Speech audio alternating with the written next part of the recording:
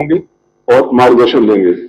और कल शाम के 6 बजे तक ये 7 कार्यक्रम जो है वो कल होंगे और 4 जो सत्र हैं वो परसों होंगे। तो इस प्रकार से सभी 11 सत्रों में वो यहाँ पर मार्गदर्शक के रूप में यहाँ पर सहभागिता करेंगे और इन सभी 11 सत्रों में प्रदेश के विभिन्न वरिष्ठ पुलिस अधिकारी और फील्ड में नियुक्त अधिकारी मिलकर के विभिन्न विषयों पर अपने प्रेजेंटेशंस देंगे, जिसमें पुलिसिंग की आगे की रणनीति, आगे की दिशा और जो इम्प्रूवमेंट्स हैं वो उन पर विचार विमर्श किया जाएगा।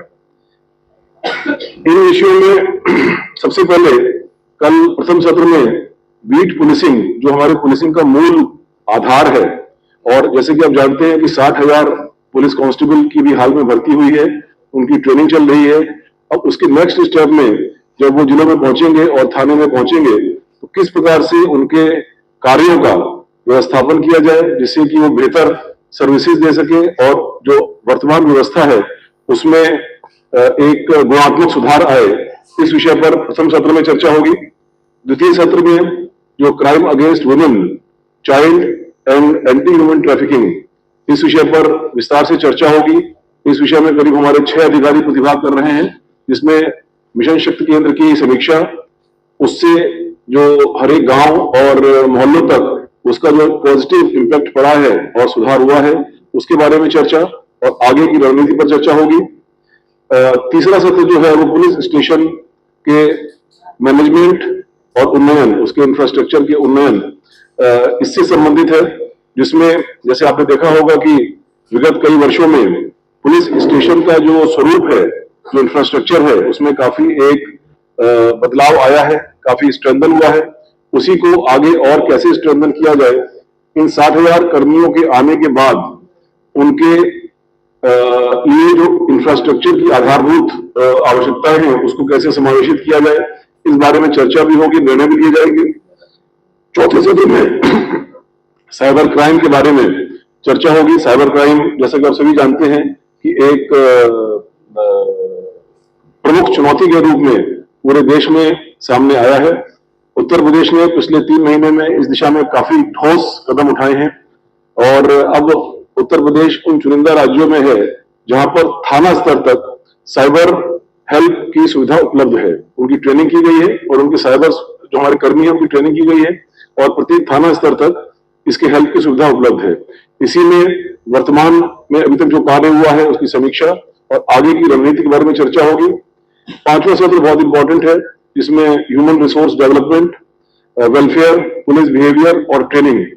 जैसे कि आप जानते हैं कि पुलिस मुख्यतः एक ऐसा विभाग है जिसमें तकनीक के साथ साथ जो जनशक्ति है उनका एक बहुत बड़ा रोल होता है पुलिसिंग करने में। उस जनशक्ति का मैनेजमेंट कैसे हो, उनके संबंध में किसी प्रक्रिया में बदलाव की आवश्यकता हो उस पर, और सबसे बड़ी बात है उनके वेलफेयर और ट्रेनिंग पर, उस पर विस्तार से चर्चा की जाएगी। अगले सत्र में प्रोसिक्यूशन और प्रेजेंस के बारे में चर्चा होगी। साथियों, आप जानते हैं कि उत्तर प्रदेश का प्रथम स्थान है पूरे देश में सजा दिलाने में, प्रोसिक्यूशन में सफलता प्राप्त करने में।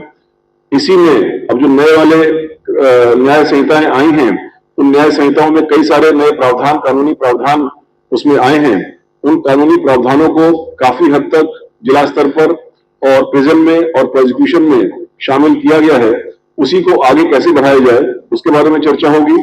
अगला सत्र जो है वो CCTNS 2, अभी हम लोग के पास CCTNS 1 चल रहा है। मार्च 2026 तक CCTNS 2 के आने की संभावना है। केंद्र सरकार की जो संस्थाएं हैं NIC और NCRB, वो मार्च तक उसको रिलीज करेंगी। उससे पहले ही हम उसकी तैयारी करना चाहेंगे।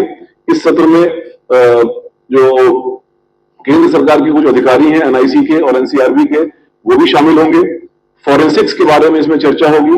नई न्याय संहिता में फॉरेंसिक्स का एक बहुत ही प्रमुख स्थान दिया गया है। 7 वर्ष से अधिक की सजा वाले प्रत्येक मामले में फॉरेंसिक फील्ड यूनिट के द्वारा साक्ष्य एकत्रित करना, उन साक्ष्यों के आधार पर उनका फॉरेंसिक लेबोरेटरी में टेस्ट होना और उसके समय से रिजल्ट आना, ये तीनों एक मुख्य चुनौती है। इसमें हमारे डायरेक्टर एफएसएल जो हैं वो अपनी चर्चा करेंगे। पहले दिन की ये सत्र है। अगले दिन डिजास्टर मैनेजमेंट, सिविल डिफेंस और होम गार्ड्स, इस विषय पर चर्चा होगी। डिजास्टर एक ऐसा विषय है जिसमें प्रशासन और पुलिस और बाकी सारे कई सारे जो विभाग होते हैं, एक whole of the government approach होती है, उसको साथ मिलकर चलना होता है। उत्तर प्रदेश जैसे बड़े राज्य में कई प्रकार के डिजास्टर के, नेचुरल डिजास्टर की घटनाएं होती हैं, उसमें उत्तर प्रदेश के इन सभी विभागों का बड़ा अच्छा योगदान रहा है। उसी को आगे कैसे बढ़ाया जाए उसके बारे में चर्चा होगी। सत्र जो अगला सत्र है उसमें लार्ज क्राउड मैनेजमेंट, इसके बारे में चर्चा होगी। जैसे कि आप जानते हैं कि उत्तर प्रदेश में न केवल देश के बल्कि विश्व के सबसे बड़े जनसंख्या के हिसाब से आयोजन किए जाते हैं। अभी हाल में ही कुंभ मेला इसका एक उदाहरण है। प्रत्येक वर्ष यहाँ पर माघ मेला होता है। इसके अलावा कांवड़ मेला और भी कई सारे ऐसे अन्य आयोजन होते हैं, करोड़ों की संख्या में लोग प्रतिभाग लेते हैं। इसमें किस प्रकार से जो एसओपीज हैं उसमें क्या और बेटर किया जाए, किस प्रकार से नई तकनीकों को शामिल किया जाए, उस विषय पर चर्चा होगी।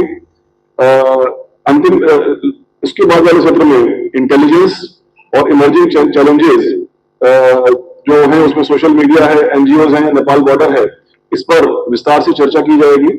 और लास्ट सत्र में एंटी टेरर, नार्कोटिक्स और बाकी जो ऑर्गेनाइज्ड क्राइम है, इन ऑर्गेनाइज्ड क्राइम के बारे में विस्तार से चर्चा की जाएगी। किस प्रकार से पिछले 7-8 साल में उत्तर प्रदेश पुलिस को माननीय मुख्यमंत्री जी के मार्गदर्शन में बहुत ही नोटेबल सफलताएं मिली हैं, और उन सफलताओं के बाद इस प्रक्रिया को आगे कैसे बढ़ाया जाए।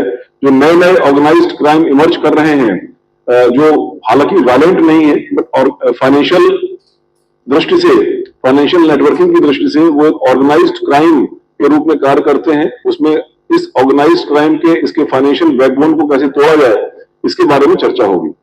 इन सभी सत्रों में माननीय मुख्यमंत्री जी स्वयं प्रतिभाग करेंगे और लास्ट में माननीय मुख्यमंत्री जी इसमें अपने अनुभव से और इस सत्र में हुए सारी चर्चा परिचर्चा के बाद अपने विचार व्यक्त करेंगे। तो आज आपको बुलाने का उद्देश्य यही था कि जनता से जुड़े हुए, नागरिकों से जुड़े हुए पुलिसिंग के इन सभी मुद्दों पर पिछले काफी दिनों से मुख्यालय स्तर पर, फील्ड स्तर पर